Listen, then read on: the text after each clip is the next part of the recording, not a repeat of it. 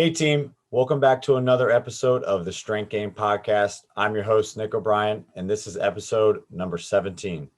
The Strength Game is a weekly podcast dedicated to discussing all things physical culture with the athletes, coaches, iron enthusiasts, and experts deeply embedded in the strength game on both sides of the profession, both as coaches and as competitive athletes. I want to thank those of you who have liked, shared, subscribed, and commented on the show. Your support allows us to continue to bring on expert level guests, just like our guest today. I also want to thank our sponsor, Cerberus Strength. Cerberus is an organization that really puts the athlete first and is actively working towards providing the best quality gear at an affordable price. Owned and operated by active lifters, Cerberus has quickly evolved into a global brand symbolizing quality and trust. Their ever-growing product range is used by the top athletes around the world at the highest levels of competition, and every single Cerberus Strength product has been designed with performance in mind with the highest attention to detail. So if you're in the market for the highest quality strength conditioning gear and equipment, be sure to check out CerberusStrength.com and use our promo code STRENGTH_game. That's STRENGTH_game to save an extra 10% off your next order. Hey, so in this week's episode, I'm joined by a friend and former Georgetown Iron Hoya himself, Coach Craig Miszewski. Craig is a strength conditioning coach and mental performance coach based out of Sacramento, California. In addition to his time spent as a strength coach at Minnie's House of Pain in Sacramento, he is also the creator of Aim Strong, a sports performance business providing strength and conditioning programming, mental skills training, and positive coaching. Aim Strong's purpose is to provide the opportunity to give athletes at all levels the tools that they need to develop skills both on and off the field. And prior to his current position, Craig has spent time as a full-time strength conditioning coach at both the University of California, Davis and the University of Mississippi, working with various teams, in addition to interning with multiple other programs across the country, including Georgetown University, Central Connecticut State University, and the University of Albany. He's a former college baseball player himself, playing at Springfield College, and post-collegiately, Craig has been challenging his own skills by training and competing in strongman, powerlifting, and Highland Games. Like I said, I'm excited to have him on the show today. So with all that said, let's get in the game with Coach Craig Miszewski.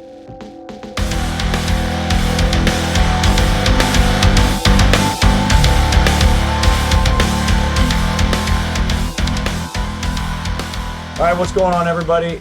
I'm excited. I am joined by a friend of mine and former Georgetown alumni as well, Coach Craig Miszewski. What's going on, man? How's it going? Oh, not much. Thank you for having me on. I'm super excited to have this opportunity to sit down and chat with you as usual when we get a chance to sit down and talk. So totally looking forward to this. I know we're right up the road from each other, but we're so busy we unfortunately don't get to see each other as often. So this is nice to kind of catch up and share a conversation with some other people. So, hey, I want to get right into it. I know a little bit about your background and everything, but let's kind of get started with what you started playing growing up. Like, how'd you get into strength sports and eventually into competing? Like, you do strongman.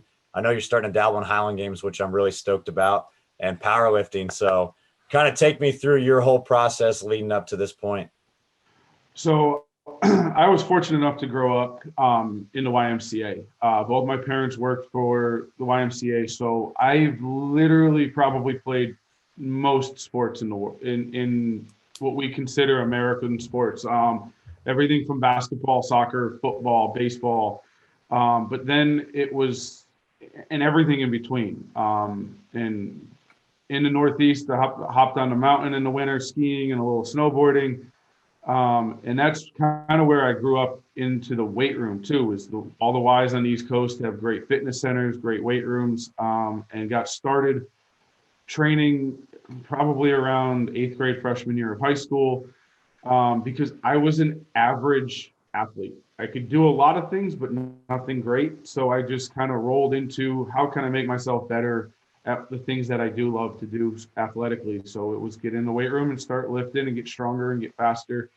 That helped me get to a Division III baseball world.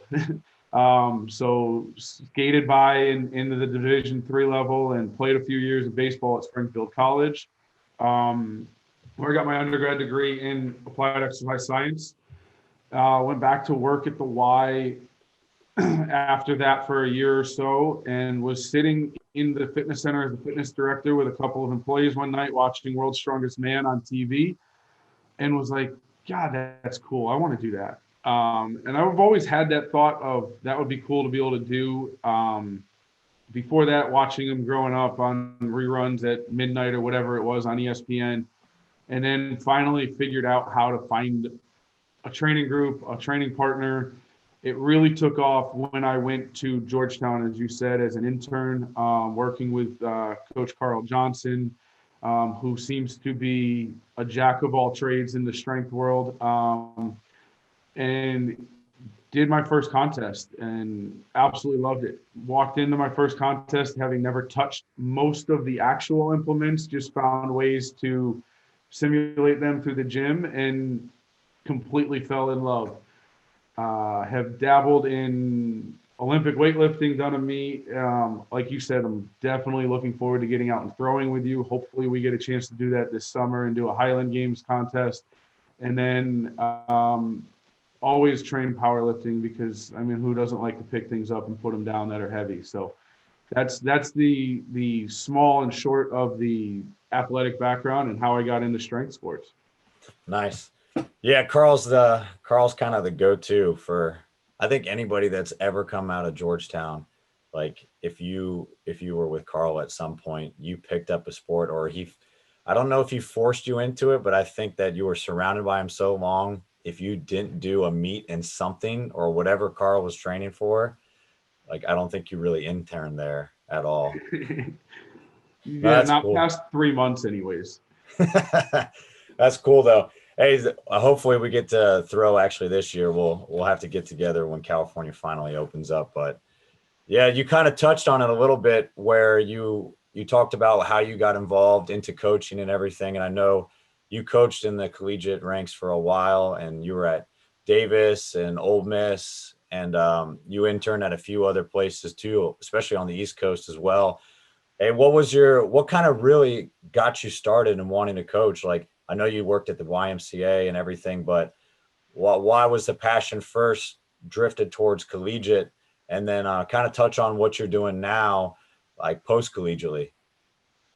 The passion for collegiate was that I was never the best athlete on any roster that I was ever on. And the work I put in the weight room really kept me on those rosters, I think. And that was where I wanted to help those kids, and I wanted to help the higher performer kids reach the next level. And it was just always the passion that those individuals showed for their sport got me hooked when I did my first internship at University of Albany. Working with those guys was a lot of fun. And then every step along the way, I saw that passion get deeper with the athletes, and it burned the fire inside of me a lot more. So yeah, every step from Georgetown all the way down to Ole Miss and over to Davis kind of helped that passion grow. When I left the college world, it was time for a new chapter. I was ready for more control of what I was doing. The university systems don't allow certain things. Coaches don't allow you to do things the way you want.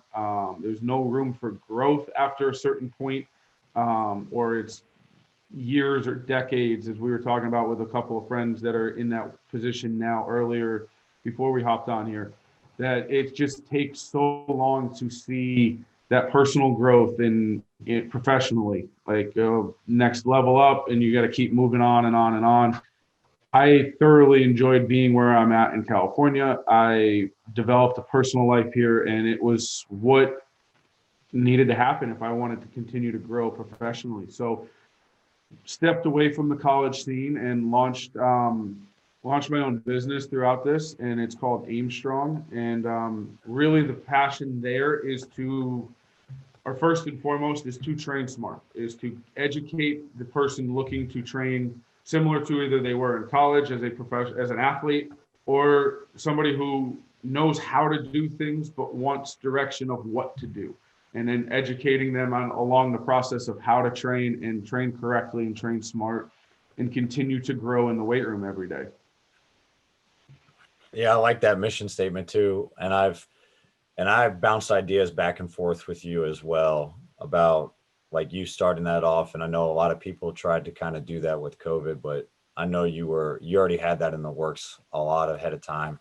But the education piece is huge. And you kind of alluded to it as well. Like in collegiate sports, we're strapped for time, or we have overdone athletes where it's just completely overworked in some aspects of it, that you don't really get a chance to do much more than just the X's O's. Like, we have to lift this and this and this. You might get like a few minutes to talk to your team in the beginning or end, or like have any sort of impact with them that's outside of just strength training or just conditioning. And I think that's awesome, that the education piece and making sure you're training smart, and they have more tools to actually succeed outside of just lifting is a huge benefit in what you're doing with Aim Strong. So, hey, like touching on that stuff too, um, like you yourself, like we talked about, you train in addition. So a lot of your programming, a lot of what you do with your athletes, like you have skin in the game, you're continuing to work towards it, and they see that. I know with your strength coaching and then with your online presence with them as well. Like, why do you want to continue to train, like after college baseball, like continuing with strongman, and even now picking up a new sport? Like, what drives you to continually challenge yourself and train and compete? It's the physical learning. It's getting under the bar and learning every time. That feedback is always coming to you. I got a little forward on my toes. I sat back too far on the deadlift. It's driving the head back and driving the hips through. That continual physical feedback to me is what I crave. And why I'm now deciding to pick up something new in my mid 30s of a sport is because why not? I want to be a novice. I want to learn something and see the newbie gains, as they say. Like, I mean, the only time I've done anything throwingly was in a elementary school track and field camp. And it was a week every summer that my best friend's dad put on. And I was always the best kid out there in that group at the throwing events because I was probably the biggest, but it was not, I never practiced it. So there's a whole lot of, I'm very excited about the potential to continue to grow over 2, 3, 4, 5 meets or events that we get to go out and do and see how that progress works again. Because it's been so long since I've had that newbie gain stuff. I mean, I've been lifting weights since I was 14 years old and I'm now 35. I mean, you can do the math. I don't know how many years that is.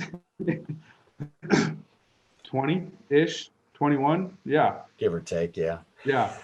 So that's the exciting part to me, is seeing what could be as I get better, as I understand the sport more, as I understand the movement more. That's the cool part of it. Yeah, I couldn't agree with you more. That's kind of the same thing I did. I knew for a while I wanted to like get into Highland games, and it's same as like strongman and stuff. Sometimes the opportunities just weren't present. And it wasn't until I actually moved out here that I was like, it was kind of forced in front of me. I was like, well, you said you were going to do it. You might as well now. And it is fun because every time you go out and throw, or every time you pick up something new, like you kind of chip away and you build a new like personal record just because you have no idea what you're doing. So I think like every time I went and thrown by myself, like I was hitting a new record just because I finally learned like, oh, you can't grab it like this. You can't do this. And it was a cool feeling to kind of be like a white belt again and not have any skin in the game with it and not understand what you were doing and really like find a new passion. Like I was watching videos all the time and talking to other people or just going to competitions and just observing and see what was going on. And I know it's going to be the same way for you. Like you'll just get completely enthralled with it. And it's just fun to kind of like dabble in everything. That's Yeah, the Carl mentality. absolutely. And that's the cool part about starting this business too, is it's I have no idea what it took to start a business before I did it. I have no idea what it's going to take to make the next leap forward until it's right in front of me. And like I said, I think we talked off the air. There's a couple of really exciting things coming for me on the business side of things. And like we just put together a marketing agreement with somebody that is launching in the very near future. But I had no idea what went into it. I had to chat with a lawyer to come up with an agreement. I had to the back and forth negotiation, the waiting on somebody else to get something done. I'm like, dude, all you gotta do is sign a piece of paper. But I understand everybody's busy in their own right. So it's like it was what it takes to get those things done was another step into that newbie game, like being patient, waiting for things to go through the process. And the nerve-wracking excitedness along the way was kind of fun to experience as well. So I'm very excited to see what's next on the business side and how things continue to grow for us and grow on the back end as well. We got some ideas in the pot that I'm very excited about and I'm looking forward to in 2021.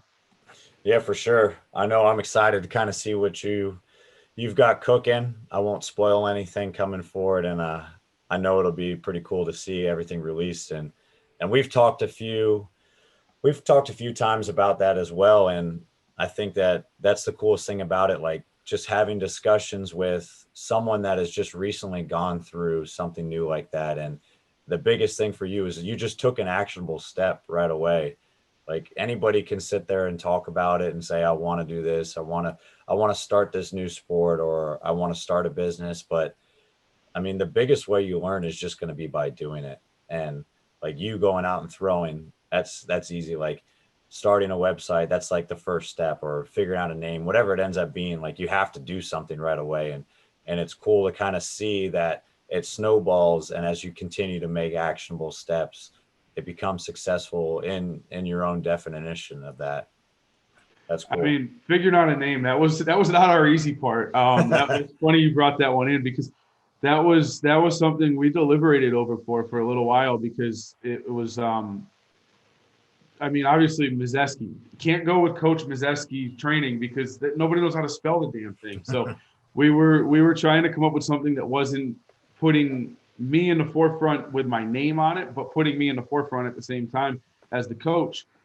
And it took, we sat and by we, my girlfriend helped me come up with some of this because she's a marketing genius and has built out the website and everything like that. So she's helped a lot on the back end and with little reward so far, but we're working on that part.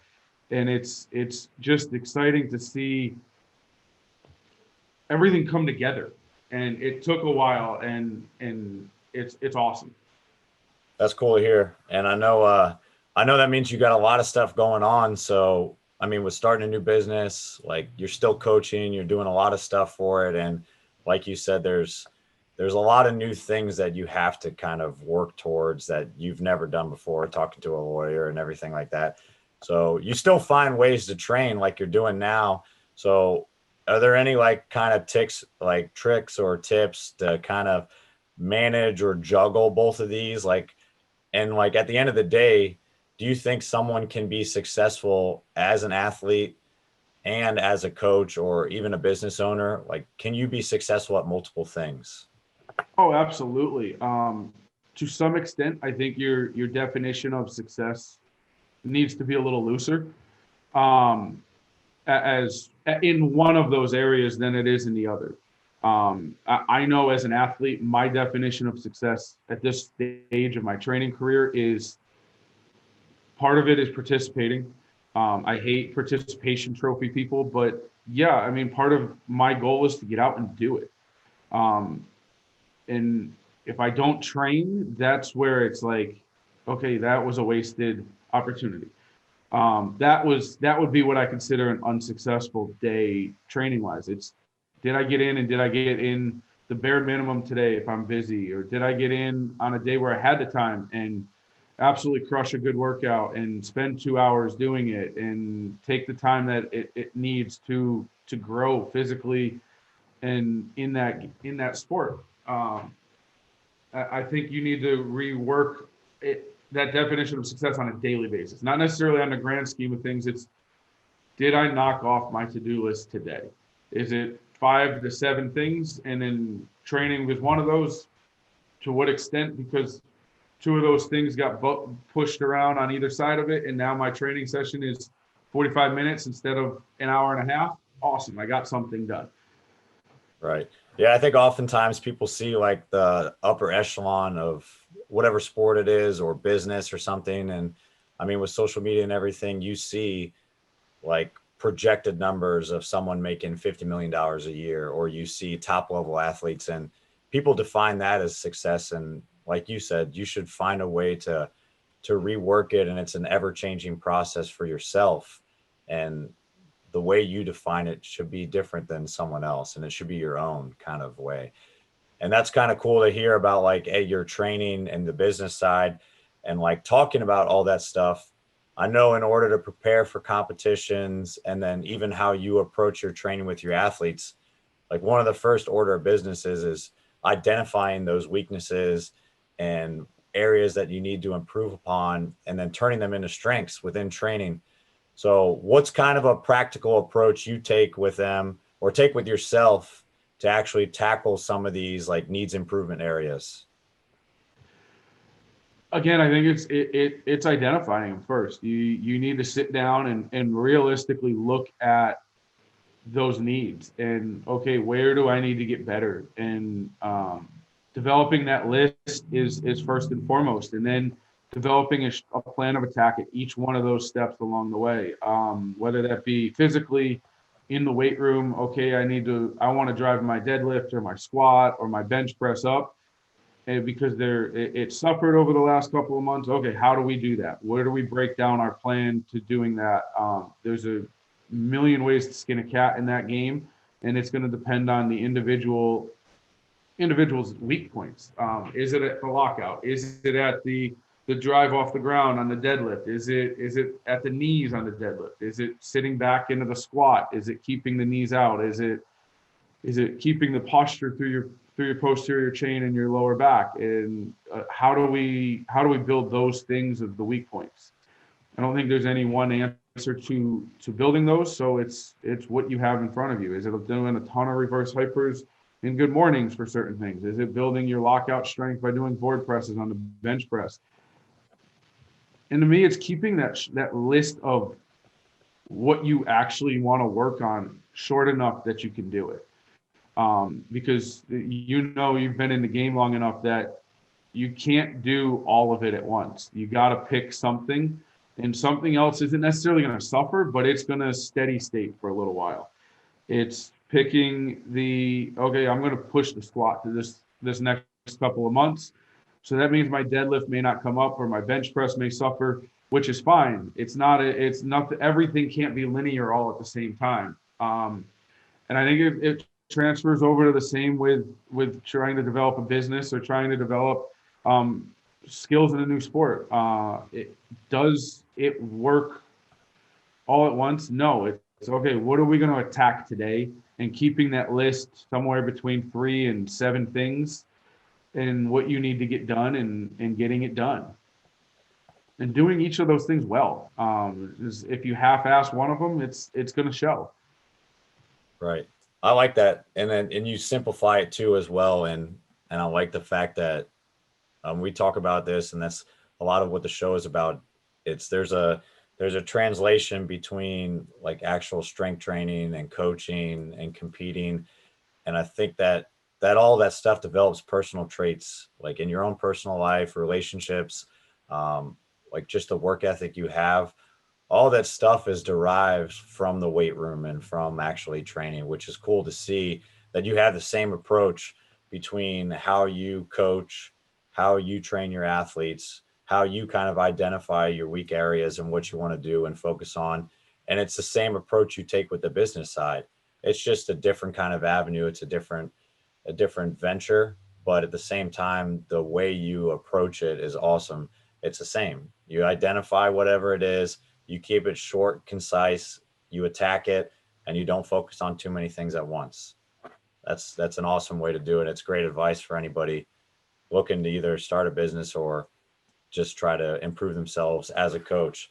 So I know a little bit about what you're doing with like the weak areas and everything, like combining exercise science and sports psychology or coach or like positive coaching, like without getting into like super big details. I know you kind of touched on it with developing like this list and making sure you're attacking those things.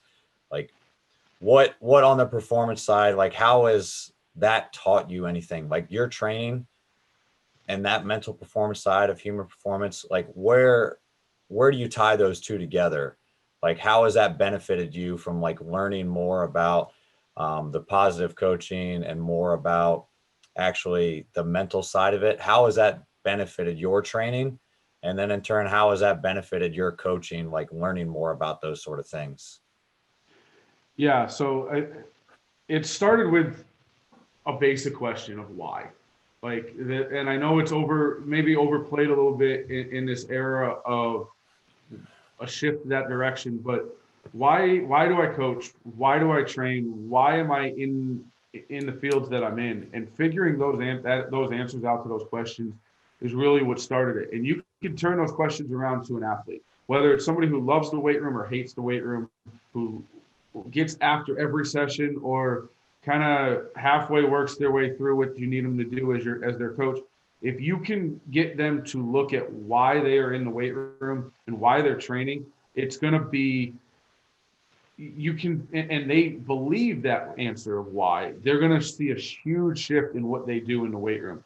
Now, that huge shift is going to be different from the person who hates to train to the person who loves to train, because now they understand why they're there versus I'm just here because coach told me, but it's awesome because I get to do it anyways. Versus the person who hates it, I have to be here today.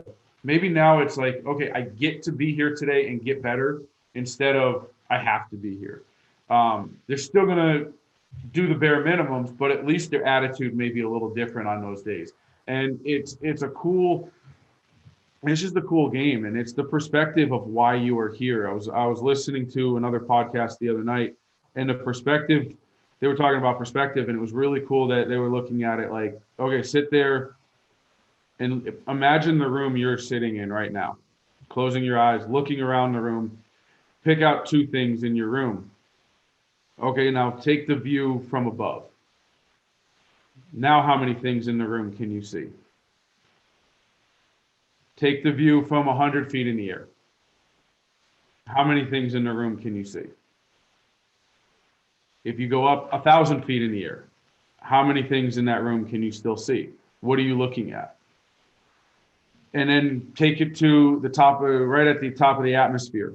How many things in that room can you still see? The perspective is shifted so far that you can't even see the room. The room doesn't matter anymore to your view. So at that point of how high, the top of the atmosphere, right at the atmospheric level, let's light that room on fire.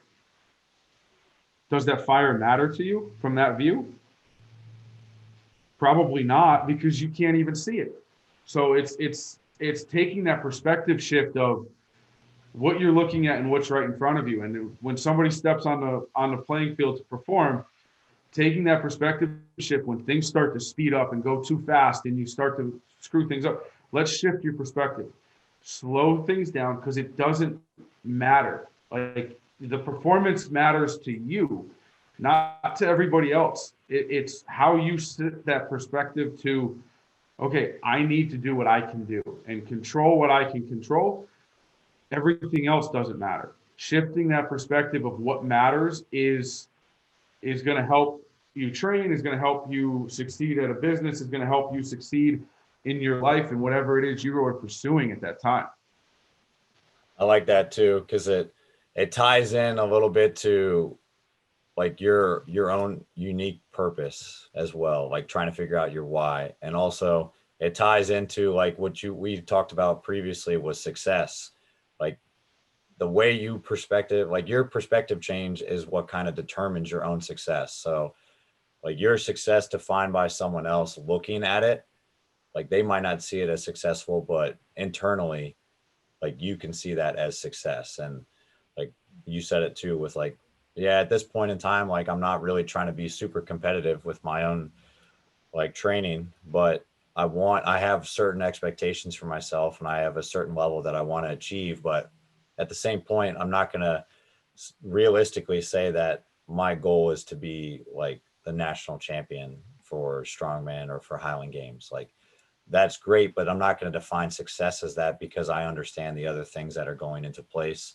So because I finish lower than someone else doesn't mean I was unsuccessful. It could be my biggest success compared to them. So And one of the things I love about both of those sports and strongman and so from what I know about Highland Games so far is you're competing against other people, but ultimately you're competing against yourself.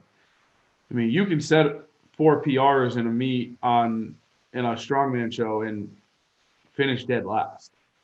It's possible, and it just depends on who shows up that day. And I mean, you know that better than most probably that you've stepped on the platform with people that you have no business competing against, but you're competing with. I think that's the way I look at those kind of sports. I'm competing with you. Even though we're going against each other, I can't control what you do and what you show. So it's not like a tennis match where I'm competing against the person or something along those lines. I'm competing against me at this moment in time and the iron on the bar. And that's all that matters, that I'm putting my best performance forward. What everybody else does, I have no control over. So what you and I do in the same meet together, I can't control you. Yeah, maybe I can mess with you a little bit, try to get in your head a little bit when we're sitting around. But I know most of those guys at those shows, that doesn't affect them because they've been doing this so long, and it doesn't matter. right. It doesn't matter what I'm talking trash to you on the side. And you know what? These meets are always, everybody wants to see everybody succeed. Like that's one of the other great things about the sport of strongman to me. I've yet to go to a meet where it's gotten so heated and amongst competitors that people are upset at each other. No, we're always there. I'm holding your tacky, waiting on stones, waiting for you to hit the next stone and need a little bit more to hit the last one, or standing there with the chalk bag at the end of the farmer's walk medley for you to grab the next set. It doesn't matter. We're competing against each other, but mostly against ourselves. And it's the fact that we're out there in the Iron Brotherhood or the Iron Sisterhood or whatever it is to better ourselves that day. I like it. I think most people don't realize that, and they think it's just a heated competition all the time. But at the end of the day, I know you and I could probably both agree to this. I'd rather set as many of my own personal records and come dead last than on my worst day coming first. And that's just the internal competitor in me. Like you said, we're competing with people and we're really just competing against ourselves. And I think most people that have only done a team sport growing up, they miss that. They don't get that aspect of it. And that's why it's kind of cool to see it like with my wrestlers that I train or the people that I train with for my sport. Like we're rooting each other on all the time. And at the end of the day, we might go up against each other, but realistically, like we're trying to beat ourselves and try to improve. And you said it perfectly with that. So the quick story to kind of dive into that a little bit was my first strongman show was at a gym called Brute Strength Gym in Virginia. You've been there. I know I think we've done a contest there together, but I think so. Yeah. Misremembering. And it was my first contest. So that day I set a PR in literally every single event, except for one because it got thrown out technically. So I had never done a car deadlift before, and that's in there. And the great part about the sport to me is I'm sitting there getting set to set up for this event, and I got some quick release straps, like Olympic weightlifting straps that are thin and flimsy. And this guy comes up to me that's in the same weight class as me, competing against me. And he's like, dude, what are you doing with those? I'm like, getting ready to deadlift. What do you mean? And he's like, those straps are going to rip in about 5 seconds on this apparatus. And he takes his straps off and hands them to me. He's like, just give them right back to me when you're done because I'm following you. I'm like, okay. I mean, now I could have damaged his equipment. It could have ripped because of just bad luck, and he could have been screwed out of his thing. So it didn't matter that we were competing against each other. He wanted to see me do very well that day, and that's what made me fall in love with the sport ultimately, was that we were out there against each other, but always for each other all at the same time. So I ended up getting 6 or 7 reps on that car deadlift and had a blast. And first time I touched an Atlas stone was in competition, and I loaded 3 out of 5 or something like that, and it was great. That's cool to hear. Yeah, I do remember. I think it might have been the Star Spangled Banner one way back. Yes. That was a while ago. From Mississippi to do that, I think. I think Sean broke his rib and didn't compete. And I think that was when I didn't compete either, because I think that was when my glute was still messed up. And you were there though, yeah, because Andy competed in that one, I think. Yeah, we had the full squad there. Cam was there. Yeah, I mean, all these guys that have all been on the podcast were there. So I guess I get to join that list now. I know. That's pretty cool. That's exactly why I like all the sports I do. Highland Games. I mean, strongman. Even like playing. I'll still play like club lacrosse around the area, and team sports. Maybe not so much unless you get on a really good like team. But that's what I'm looking for, like the community, everybody like pulling together in the same direction. Everybody has the same vision. Everybody just wants to see you be successful and have fun and always like collaborating and just being involved together. That's the community is really what drives those sports, and why people like you drove up from Mississippi to compete in Virginia. Like you paid your way to get there. You paid to stay there. You paid to compete, and you got nothing out of it rather than have fun, hang out, and put in a lot of hard work and spend a lot of money probably eating that night. So. Oh yeah, and that was the first contest they didn't make weight for, and I had to go sweat it out in the middle of the summer in Virginia in sweatpants and a hoodie outside in the heat and humidity to try to drop the last 2 pounds to make weight. Been there. Yeah.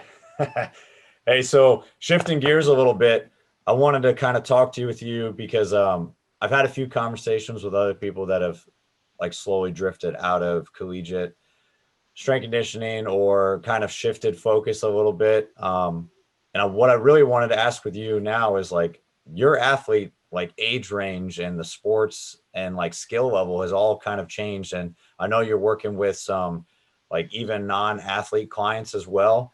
What are some of the biggest things that from your collegiate experience and being involved in that environment has benefited you and kind of help you now working with an even broader range of athlete and clients? Well, I guess to give you a clue on the athlete and clients that I work with on a daily basis at my day job, we'll call it, is anywhere from 5th, 6th graders to, we have some professional athletes that roll through the gym that we help out. And then adult members, like one of the people that has been most religious since I've launched Aim Strong is my dad, and he's in his 60s. As one of our members that he gets after it, man. He was telling me this story last winter. He was out on a snowshoeing hike with my mom and a couple of their friends, and I had to keep stopping. I'm like, what do you mean you had to keep stopping? I thought you were in good shape. He's like, oh yeah, I had to wait for everybody. So it's developing those kind of different strategies for different people. Now they're not that different. The strategies themselves of, we're still going to press, we're still going to pull, we're still going to hinge, we're still going to squat, because those are things that everybody needs to do no matter what age they are. It's just how we're going to get creative about doing it.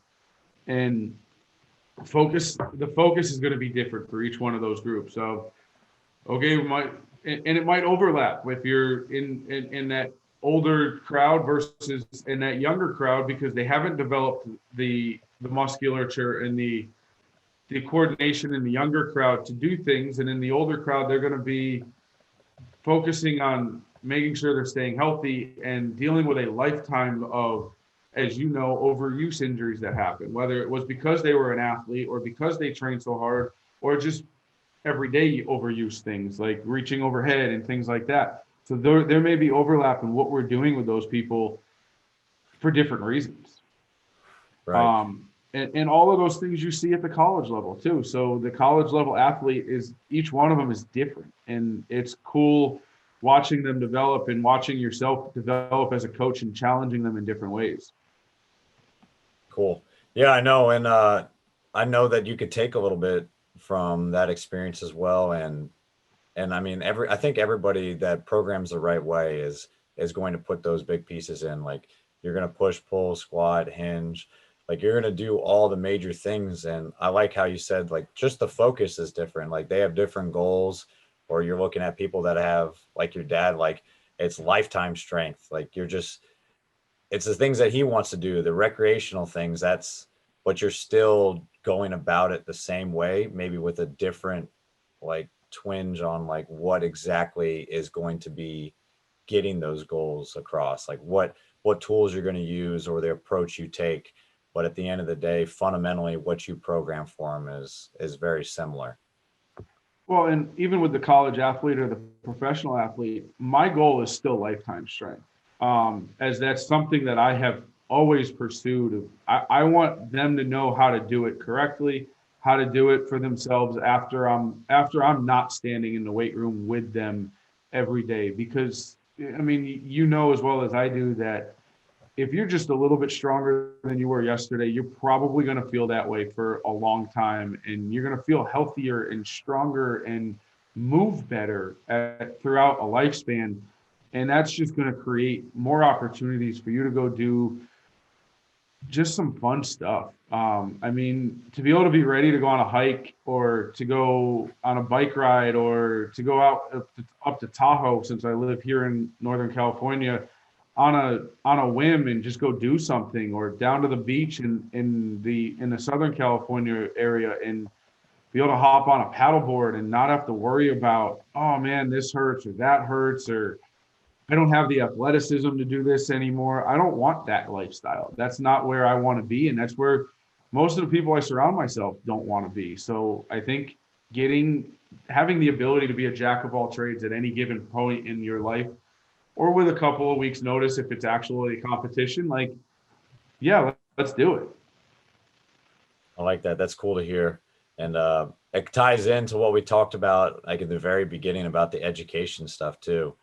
Like you said it, like you're not at UC Davis anymore. You're not with those athletes, but I think all the things that you led up to your training and all the interactions you had with them, like at the end, like your ultimate goal, that view you take when you're 1,000 feet looking down on yourself, is lifetime strength. Like maybe the view when you're right next to them in that moment is to prepare them for your sport, but not at the cost of what they're going to be in 20 years. And the risk reward of just kind of loading someone up and putting a lot of weight on their back just for the show of it, or just to kind of prove a point, that is not a great thing, when at the end of the day, you want them to still be involved in sport or still be involved athletically for a lifetime, and be doing things like your dad is, and going on hikes and going skiing in the snow and everything. Those are the things that are more important for them, and to actually be involved in sport and physical activity for the lifetime. Absolutely. Absolutely. And I mean, there's still guys and girls that I reach out to every once in a while, or they reach out to me that are former athletes that I coach. And I use the word former athletes because they're not a competitive on a team athlete. They're still athletes. They still look at themselves and identify somewhat to that lifestyle. I'm still an athlete. So why would we want to change the way we train or move every day if we don't change the way we view ourselves? So I think that's one of the things that I've always tried to build and instill in the people that I coach and work with. Of this isn't necessarily just for your sport. It is right now, but you said it. But the 10,000 foot view is this is a lifetime of training, of movement, of getting better at something. And we know that through research that keeps the brain moving too, of not slowing down physically keeps you mentally sharp. So I think it's one of those things that we all should be doing more of. And I think we saw that through this COVID era of either people slowed down and didn't do enough, or people decided to take the break from having to physically be someplace to move a little bit more and go outside and walk with a friend or a family member and enjoy the company. And the people who decided to slow down and stop, I think, saw a negative side effect to it and are struggling now. So they're starting to get back on that bandwagon. Yeah, I couldn't agree more. And this kind of came to my thought process as we were going through this. When we talk about lifetime strength, and like we hear all the time, long-term athletic development and everything. Now in your kind of role and working with such a wide range of like different sports, athletes, non-athletes, fifth graders, all the way up to pros. And the ultimate goal is to have long-term athletic strength and like still be doing athletic movements, even if you're not competitively involved in athletics or a certain sport. Like going back with that knowledge, what do you think is a practical approach for like strength coaches or high school strength coaches that know they have a very finite amount of time? Like some of my athletes, my baseball guys, I only have for 3 years, or I only have for 4, and maybe a transfer I only have for 1. What do you think are some of the most important things to get across to them within a short amount of time where you may never see them again that will still benefit for the long term? I mean, there to me, it's two things. It's movement and consistency, and you can even put those together as consistency of movement. Um, that what I mean by that is being consistent with your training. Is okay, if I'm a Monday, Wednesday, Friday guy, I'm a Monday, Wednesday, Friday guy, no matter what. Now that may shift one week to Tuesday, Thursday, Saturday because of life, but are you getting those 3 days in every week? And then movement and quality of movement is learning the movements that you were trying to get good at. It would be to a baseball player, it would be you need to know how to throw. So you practice that every day. So when we're in the weight room, I don't care if it's an upper body focus day or lower body focus day, you're probably going to do a squat. At some point in the day, you're going to do a squat, whether it's in your warm up, whether it's in your cool down, we're going to do some form of a squat movement because that movement is important and crucial to life. So learning how to do quality movements every day is going to be what makes a difference in their training lives. And then putting those two things together, of consistency of movement, of building a movement that you can consistently perform every single time. It's like I haven't thrown a baseball probably in 3 or 4 years right now, but if I pick up a baseball as a former baseball player, that consistency of how I throw is probably going to be pretty close to what it used to be because I just done the repetition so many times and time after time that it's there. So those things are going to be what is I would preach to those people that I have a short window to work with as the most important things to do. I love it. Is Yeah. consistency and move.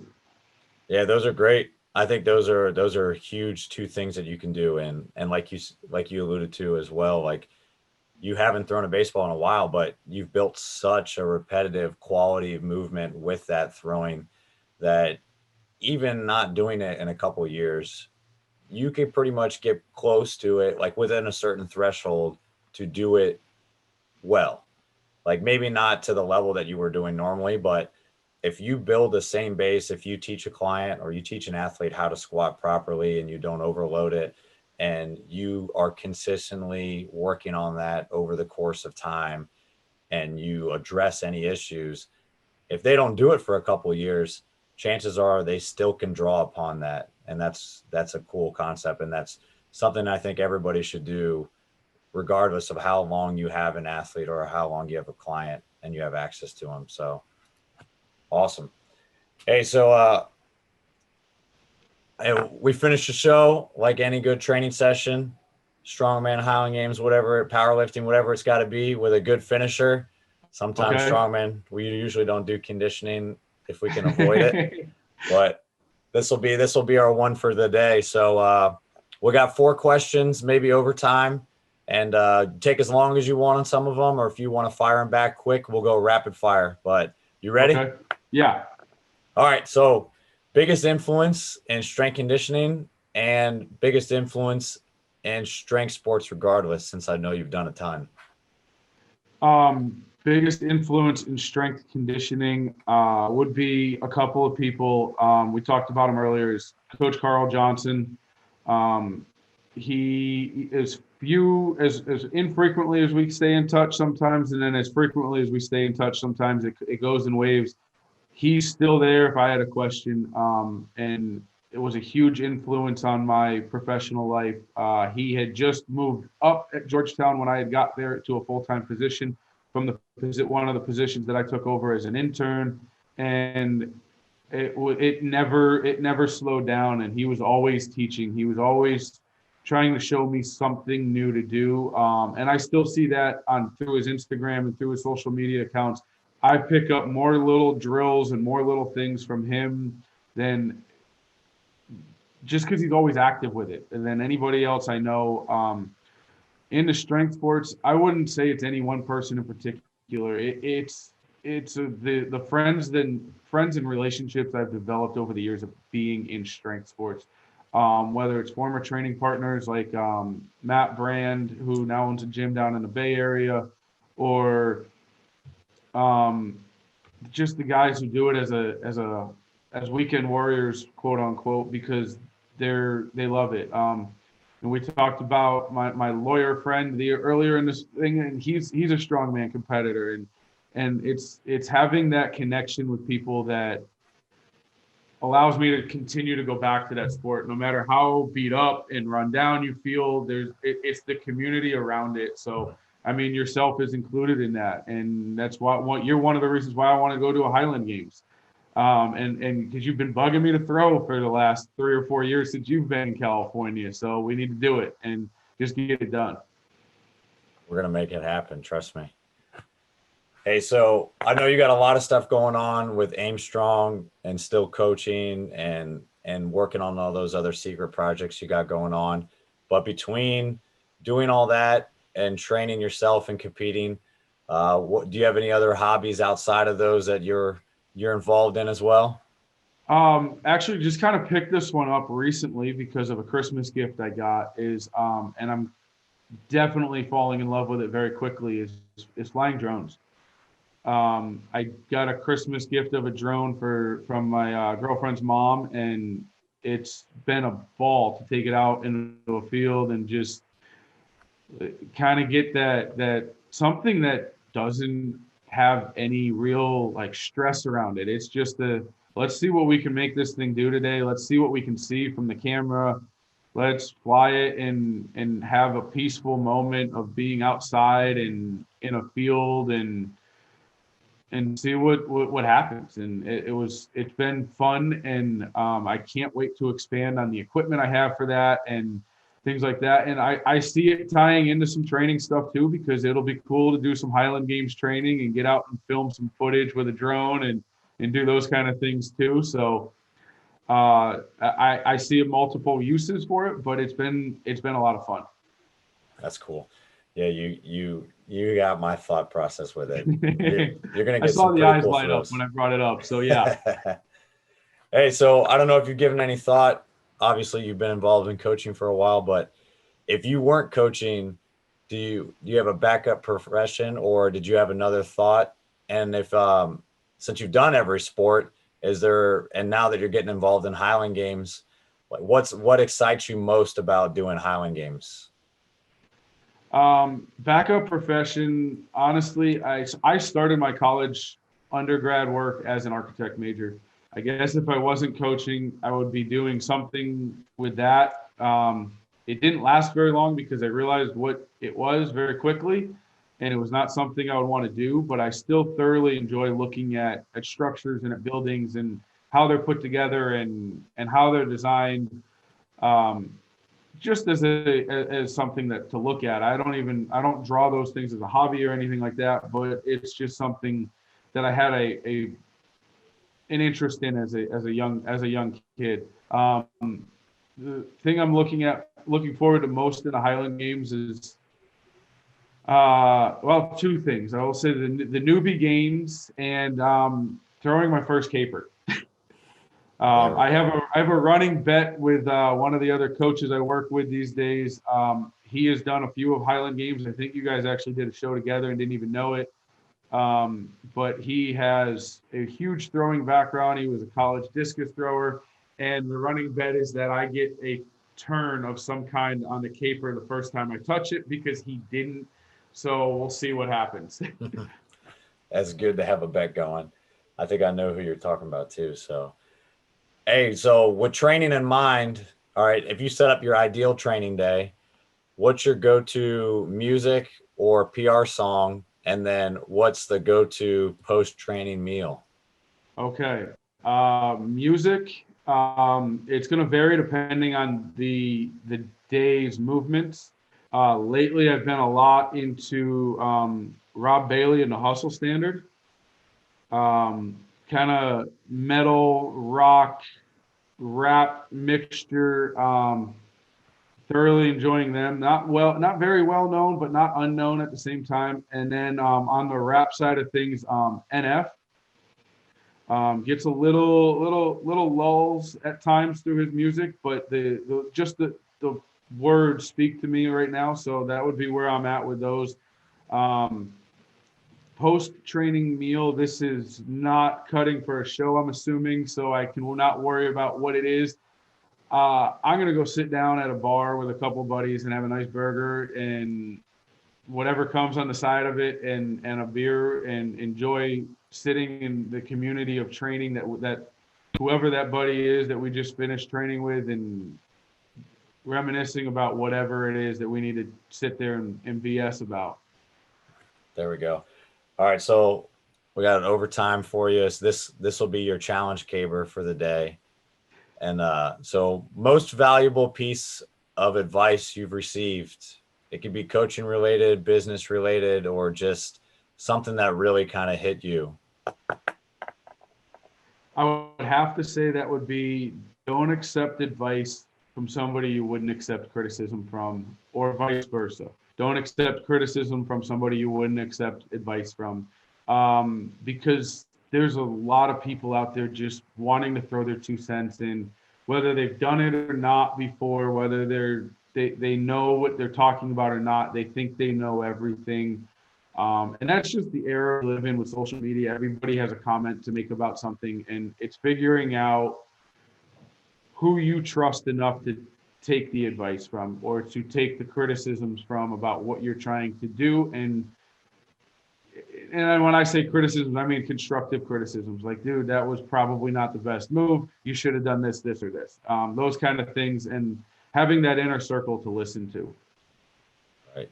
No, I completely agree. That's one of my go-tos for sure. And it's sound advice that hopefully other people listen to as well. Hey, well, again, I can't thank you enough for coming on. How can people follow you or stay connected, like going on with Aimstrong and everything? Where can we find you? Well, the website first is aim-strong.com. Check us out there for any needs in programming, any needs to find out what's new and coming up with us and Aimstrong. And other than that, Instagram is going to be the best way to find me.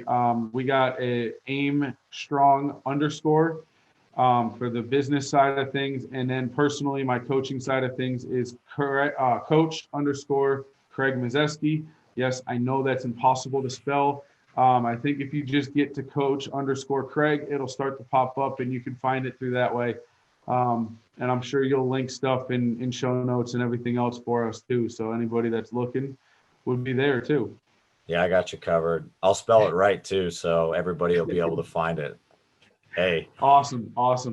Hey, well, Craig, again, I can't thank you enough for coming on. I'm looking forward to us actually getting on the field, both in kilts, throwing some cabers around. That's the Yeah. goal. And I can't wait. I know. I hope you turn it too. I think you will. I've got no doubt you'll turn as soon as you get in your hands.